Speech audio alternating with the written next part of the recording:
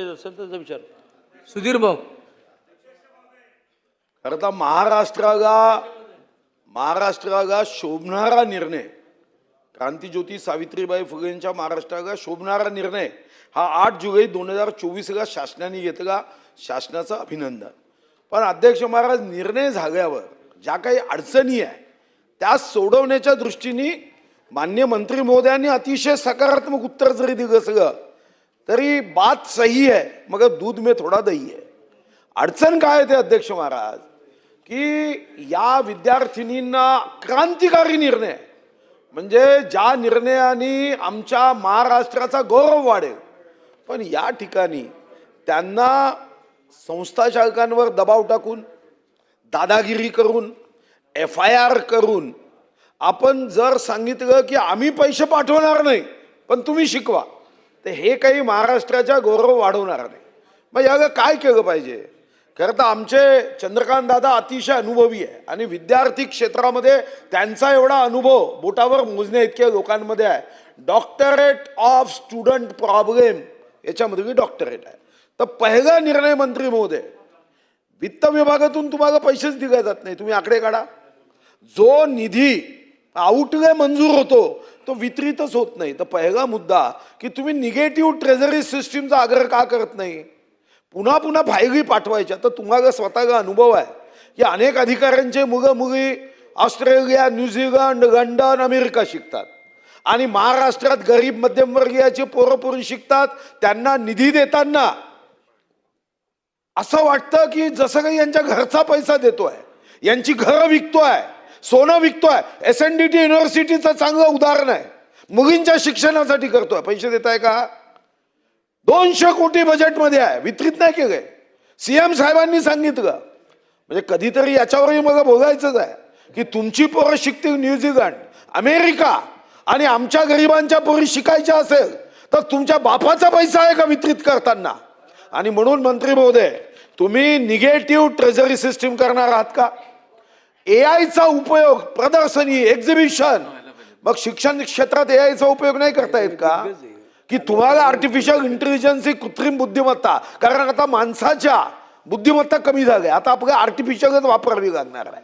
मग आर्टिफिशियल बुद्धिमत्ता वापरून एखाद्या मुलीला, गरीब आहे, भामरागडमध्ये आहे, अंकिस आहे, असं आहे, पोटाचं दागिना गहाण ठेवून बिचारी तुमच्या 100% या योजनेमध्ये ती येते आणि मग तिला कधीतरी तो मॅनेजमेंट संस्था चालक सांगतो की तुझे पैसे अजून सरकारने पाठवले नाही.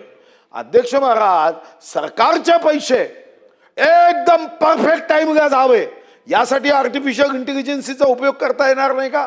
फक्त कॉलेजमध्ये शिकवायचं का? आता आम्ही तर आमचे ज्ञान कमी पडताय, जगातील विद्यापीठ आणतोय. कारण एक काळ होता आमचा नालंदा, तक्षशिलामध्ये चीनी प्रवासी येऊन शिकायचे. आता आम्हाला जगातले विद्यापीठ मुंबईत आणावं लागत आहे कारण आमचं ज्ञान भंडार कुठेतरी कमी झालं. अध्यक्ष महाराज, मग माझा दुसरा स्पेसिफिक प्रश्न आहे की तुम्ही निगेटिव्ह ट्रेझरी सोबत AI चा उपयोग आपण करणार आहात का? आणि नंबर 3 ही माझी आग्रही विनंती आहे आणि तुम्ही अतिशय म्हणजे आमचे आदर्श नेते आहात. तुम्ही आज एक विधानसभेत आश्वासन देऊन टाका की आउटलेचं वितरण दर अधिवेशनाला, तुमचा आउटले एकदा मंजूर झाला, नियत आहे की दर अधिवेशनाला वित्त विभागाने किती पैसे दिले याचा अहवाल पटलावर ठेवत जा. म्हणजे आमच्या लक्षात येईल की मुलीं बेटी बचाव बेटी पढाव हे सन्माननीय युगपुरुष नरेंद्र मोदीजींच्या विरोधात कोण कोण अधिकारी आहे हे आपल्या लक्षात येईल. आणि म्हणून पटलावर माहिती देत जा की योग्य क्षणी हे आम्हाला इतकेच पैसे वित्त विभागाने दिले आणि SNDTचे पैसे वितरित कधी करताय तेवढं सांगा. मान्य अध्यक्ष महोदय, मी अतिशय दाव्यानं असं सांगेन की ह्या वर्षी प्रामुख्याने प्रोफेशनल कॉलेजेसला लागणारी जी फी आहे, म्हणजे फी प्रतिपूर्ती आहे, ती आपण हा जो पहिला स्लॉट असतो जो आपल्याला 31 मार्चच्या आधी अर्धा द्यावा लागतो तो आपण दिला आहे. जो कमी पडला तो पुरवणीमध्ये मिळाला आहे, त्यामुळे पुरवण्यास सँक्शन झाल्यामुळे आता लगेचच तो देता येईल. आम्ही मेन बजेटमध्ये शिष्यवृत्तीची जी मागणी केली ती आमची सँक्शन झाली आहे आणि त्यामुळे अर्धा पार्ट जो आपल्याला जून ते सप्टेंबर द्यावा लागतो तो आम्ही देऊ. थोडासा OBCच्या फी प्रतिपूर्तीच्या बाबतीमध्ये हा प्रश्न जरा जास्त आहे, कारण ती संख्या मोठी आहे, ती अमाऊंट मोठी आहे आणि मग आउटले सँक्शन होतो आणि व्यवहारात तो डिस्ट्रीब्यूट होत नाही. त्यामुळे आता माननीय मुख्यमंत्री महोदयांनी शिष्यवृत्ती दिली जाते अशा अल्पसंख्याकसहित सगळ्या मिनिस्टर्सना आणि सगळ्या सेक्रेटरीना एकत्र बोलावून मी ही जी 50% मुलांची आणि 100% मुलींची फी प्रतिपूर्ती आहे याच्यामध्ये कुठली हेळसांड खपवून घेणार नाही असा आग्रह धरल्यामुळे ते निगेटिव्ह ग्रँट काय म्हणतात मला लक्षात नाही आलं, कारण ते अर्थमंत्री होते. त्यांनी हे मान्य केलं की सॅलरी पाहिजे तेव्हा अपघे आउटगे मध्ये जेवढी मंजूर आहे ते पैसे अपघे काढता येते. आता सध्या काय होते, तुमचे विभाग तिकडे फाईल पाठवतात आणि वित्त विभागामध्ये पुन्हा एकदा 2013 सारखी मंत्रालय आग लागण्याची शक्यता आहे. 58,000 फायलींनी आत्महत्या केली. आता पुन्हा फायलीला आत्महत्या करायची आवश्यकता पडू नये.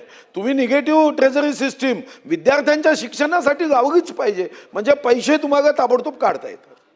मी सुधीर भाऊंकडून मधल्या वेळात समजून घेतो, कारण आता जर मुख्यमंत्र्यांनी त्यांच्या बैठकीमध्ये त्यांनाही ह्या प्रश्नाची बोच निर्माण होऊन सॅलरी इतकीच इक्वल प्रायोरिटी शिष्यवृत्तीला दिली असतानाही हा प्रश्न राहील का हे मी समजून घेतो सुधीर भाऊंकडून आणि त्याप्रमाणे आग्रह धरेन.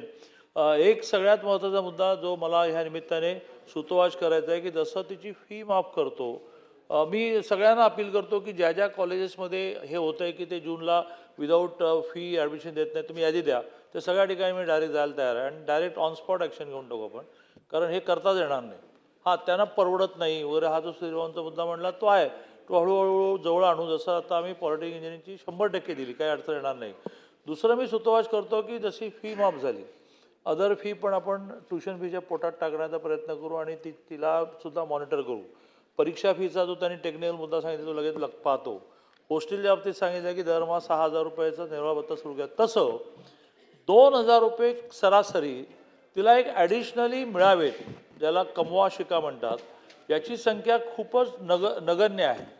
ती महाराष्ट्राची 5 लाख करता येईल का असा एक प्रयत्न आपला चालला आहे की ज्यात विद्यापीठ काही कॉन्ट्रीब्यूट करेल, कॉलेज काही कॉन्ट्रीब्यूट करेल, सरकार काही कॉन्ट्रीब्यूट करेल आणि काही करून कॉलेजमध्ये किंवा विद्यापीठात तिला झालेल्या कामं, आणि कामं म्हणजे काय, त्या लायब्ररीत काम कर, लॅबोरेटरीत काम कर, कॉलेजच्या आवारामध्ये झाडं लावण्याचं काम कर, आजूबाजूच्या परिसरातल्या काही सामाजिक प्रकल्पांना जाऊन 2 तास वेळ दे. यात 60 रुपये पर तास याप्रमाणे 2,000 रुपये दरमहा तिला मिळालेच पाहिजे आणि असे 5 लाख मुलींना मिळाले पाहिजे. याच्यावर आम्ही आता काम करतो आहोत. अशा प्रकारची कुठलीही घोषणा ही अर्थ खात्याशी बोलल्याशिवाय करणं हे बरोबर नाही, पण याची एक जुजबी संख्या ही प्रत्येक विद्यापीठात कॉलेजमध्ये असते, ती 5 लाखापर्यंत नेता आली तर एवढं सगळं करून पुन्हा 2,000 रुपये दरमहा, पॉकेट मनी शब्द चुकीचा असेल पण तिला अन्य खर्चासाठी मिळतील असा आपला प्रयत्न चाललेला आहे. हां, एक आणखीन म्हणजे जे मी वाचता थांबलो, कारण 30-32 मुद्दे आहेत. CET मार्फत जिल्हानिहाय स्कॉलरशिपसाठी केंद्र चालू करतो आहोत, म्हणजे 40 केंद्र सुरू करतो. त्या स्कॉलरशिपचा फॉर्म कसा भरावा, कॉलेजने काही अडचण निर्माण केली का, कॉलेजला रिएम्बर्समेंट चुकून भरली गेली असेल तर ती तिच्या डायरेक्ट अकाउंटला आली पाहिजे. यासाठी 40 केंद्र जूनपासून आपण सुरू करतो. प्रश्न क्रमांक 2. अध्यक्ष महोदय, प्रश्न क्रमांक 23,464. अध्यक्ष महोदय, छापल्याप्रमाणे. अध्यक्ष महोदय, राज्यातील